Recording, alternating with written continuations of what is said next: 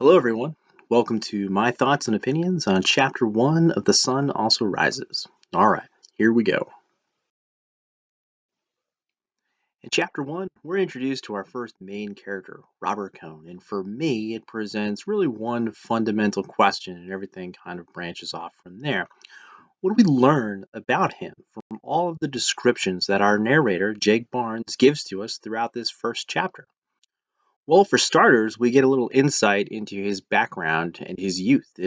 By all appearances, it looks like he's grown up leading a life of privilege, so to speak, coming from a well to do Jewish family in New York, attending prep school, decent athlete, and then ultimately going on to college, specifically Princeton University. Now, it's important to note that really no one treats him quite as poorly at Princeton as he would later be treated later on. Is it because of his upbringing, because of that life of privilege? Well, yes and no.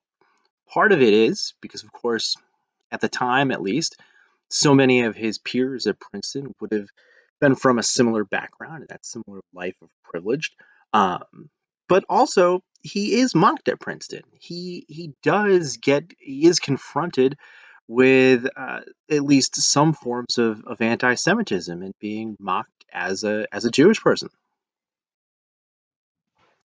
So it's in response to that he really takes up boxing and really throws himself into these athletic pursuits. And I think for the most part, it boils down to this persistent need to prove himself. Right? He has this proverbial cliche chip on his shoulder, and that's what drives him to be, as Jake tells us, Spider Kelly's star pupil. So does that play off into different parts of his experience? And I think the answer to that is yes, particularly with his relationships. I think part of the reason why he's so concerned with Jake at the end and that Jake is sore with him is because he has to sort of prove himself. He has to sort of prove to himself and to others that people like him, that he has friends. He is not this tragic figure, if you will. So it doesn't take much to find the anti Semitism that is prevalent throughout chapter one. And we can look at it in a couple of different ways. But to start, we want to think about what it tells us about the way people perceived those of the Jewish faith. And as we saw in the video, there really isn't a surprise to this, right? Because when they interviewed Harold Lowe, he said, well, look, they were all anti Semites. That was the way of the world.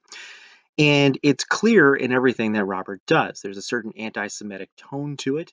And everything he does is described, of course, within the context of him being Jewish. So for us as readers, the question really becomes, is that an accurate representation of the era? Right? Is it Hemingway just creating authenticity in his work? He did tell his mother in a letter, after all, right? You have to write it the way things really were. Otherwise, it's not believable. It's not real. Or is it a bit more sinister? Is Hemingway deliberately being anti Semitic? Now, we don't have the answers to these questions right now, but it's certainly something to consider as we continue on with later chapters of the novel. So, looking ahead, what do we need to think about? Well, we know the Lost Generation is going to play a part in this role, right? Gertrude Stein labeled them all, you were all a lost generation. Well, what is that going to look like in the novel? Are there specific characters that are going to come to symbolize this idea of the lost generation? And more importantly, what do these issues look like today? Do they still exist? These issues raised by the lost generation, have we figured them out, or are we still working on it all these years later, all these generations later? And then, secondly, Jake Barnes, our narrator. When it's all said and done, the book is actually about him. The other characters, they're really there to give us points of contrast and points of comparison. And of course, this begins right away in chapter one with Robert. And we'll see how other characters are brought into the fold as well. Well, that does it for chapter one. Please let me know if you have any questions or concerns. Of course, you can always log into our virtual office hours from 10 to noon, Monday through Friday. Please send me emails, messages through Google Classroom, smoke signals, messenger pigeons, really whatever it takes. If you have questions or concerns, continue to look at your flip grids. They look really good, and I can't wait to keep plowing through the book, at least through this remote experience. Thank you.